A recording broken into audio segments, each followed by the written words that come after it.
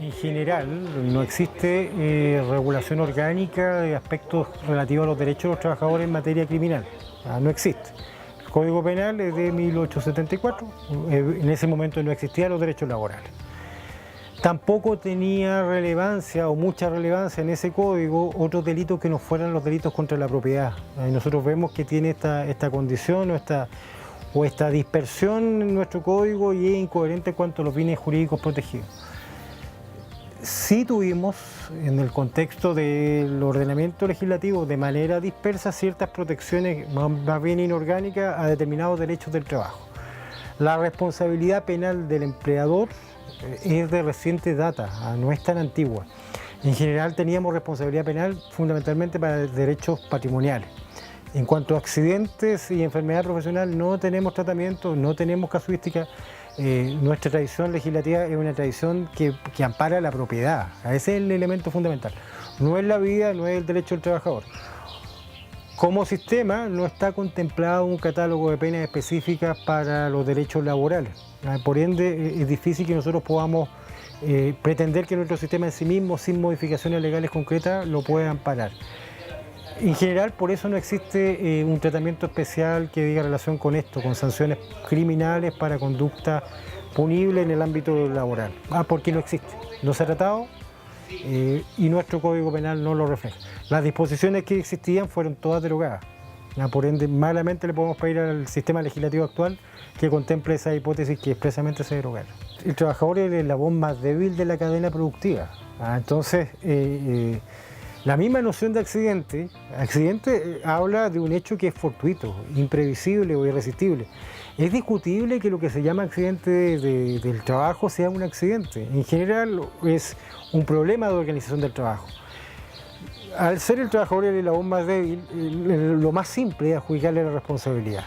O se la adjudica al trabajador, un trabajador cometió un error, generalmente si es culpa del viejo, el viejo fue imprudente, y en paralelo no se analiza la estructura del trabajo. Por ejemplo, si uno analiza minería, el grueso de los despidos que existen relacionados con incumplimiento de las normas de seguridad dice relación con las cláusulas de producción y el ritmo acelerado del trabajo. En general los trabajadores están sometidos a una presión constante para acelerar el ritmo del trabajo y ese acelerar el ritmo del trabajo determina conductas imprudentes. Lo que deben hacer los trabajadores es no hacer caso u omitir esas instrucciones específicas que tiene el trabajador de parte del supervisor. Esas condiciones son condiciones que están determinadas en buena medida por los contratos colectivos de trabajo, el modo de relacionamiento que tiene el supervisor con su personal y las metas productivas que las mismas empresas o corporaciones establecen.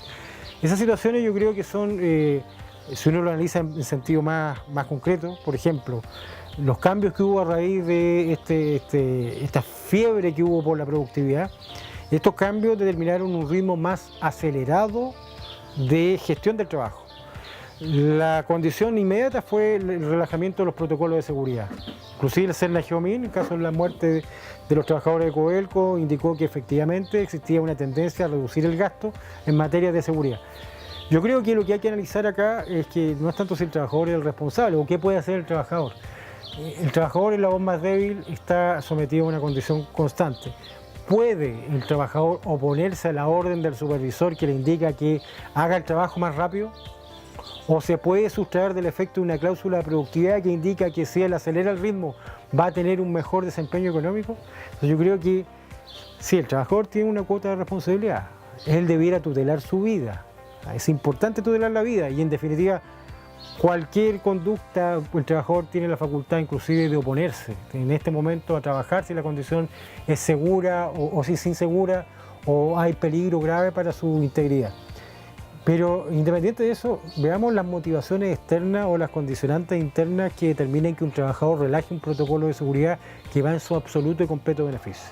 Yo creo que ahí tenemos que analizar, por ejemplo, las cláusulas de productividad que tienen los instrumentos colectivos, las condiciones o incentivos económicos que se asocian al trabajo acelerado y la presión que sufren de parte de la supervisión. Yo creo que esas condiciones son las que hay que analizar y también esos pueden servir de base para ponderar suficientemente la responsabilidad que tiene un trabajador en un accidente. Lamentablemente la titularidad está reservada a la víctima y a la familia de la víctima. En general lo que pide el ordenamiento, siempre que exista un interés comprometido, y regularmente el interés es un interés patrimonial comprometido. Entonces, como titularidad específica, plena, que pueda tener el sindicato, es difícil que el sindicato la pueda tener en este contexto. Diverso el contexto donde existen derechos reconocidos por el ordenamiento, como sería un cambio legislativo. Pero sí el sindicato puede tener un rol activo en un expediente criminal. Ese rol activo tiene que ver con recopilar información, hacerse parte, generar prueba testimonial.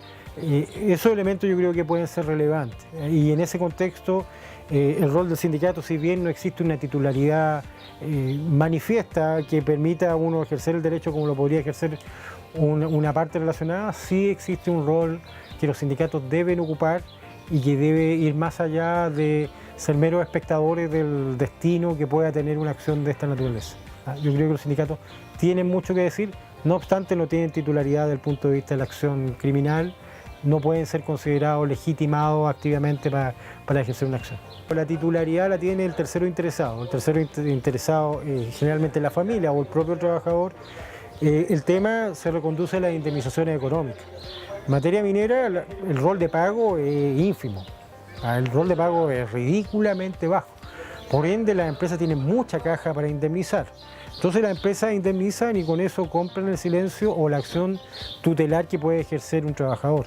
El trabajador, en realidad uno está acostumbrado a analizar las superrentas mineras o superrentas de los trabajadores mineros, pero tenemos una realidad en más de 6 regiones del país de rentas promedio de trabajadores mineros que no pasa los 400.000 pesos. Por ende, la posibilidad que tiene un trabajador con esa renta de generar una acción criminal o defensa o de oponerse frente a la expectativa que le da una condición económica que ofrece la empresa es casi nula. Entonces tenemos un problema de ejercicio efectivo de la acción porque tenemos una parte económicamente muy débil. También es importante que la acción criminal no se materializa porque las sanciones son bajas. ¿En qué sentido son bajas? Las sanciones van de 61 días a 3 años y 3 años supone una acción completamente excarcelable. 2 puntos, 2 atenuantes. Irreprochable conducta anterior, más reparar con celo el mal causado, que puede ser una consignación de 100.000 pesos mensuales en un tribunal, significa la rebaja de 2 grados. Y eso quiere decir que una persona estaría en una penalidad de 61 días, 541 días. Eso significa medida alternativa.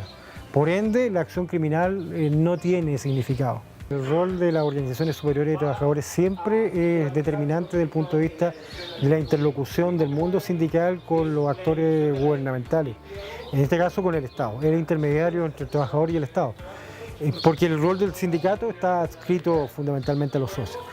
Yo creo que en este tema particular de la responsabilidad penal tenemos una recomposición de los órganos legislativos, tenemos legisladores que no conocen las materias legales, seguramente muchos legisladores que no saben de la existencia de estos proyectos de ley, no saben del estado de la tramitación.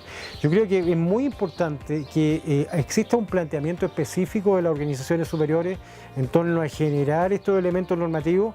Los precedentes abundan. Dicen relación con condiciones que son elementales de un mercado de trabajo que pretende ser moderno.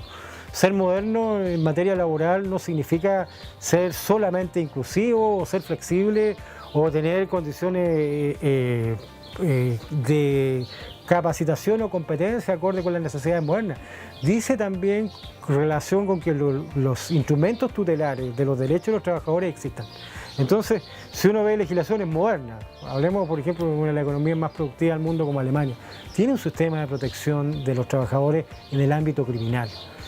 Alemania, que además es la cuna del derecho penal, es decir, la escuela de derecho penal surge en Alemania y existe y logra beneficios concretos respecto a la reducción de las tasas de accidentabilidad y las tasas de mortalidad. El rol de las organizaciones superiores es determinante, tiene que educar, tiene que ser capaz de sensibilizar y tiene que comprometerse para tener estos logros legislativos. Logros legislativos que si se orientan pueden promover un cambio cultural, un cambio en la cultura de las organizaciones que determine un efecto en la reducción de las tasas de mortalidad y accidentabilidad. ¿no? Si no existieran normas, si no existieran estos procedimientos, seguramente tendríamos tasas bastante mayores de estos, que en definitiva no son tasas, no son elementos estadísticos, son personas, son trabajadores, son compañeros de trabajo que dejan de estar, son padres de familia, son hijos de familia, son personas que ya no están. Y no podemos seguir tolerando más ausencias porque estas ausencias jamás se van a colmar.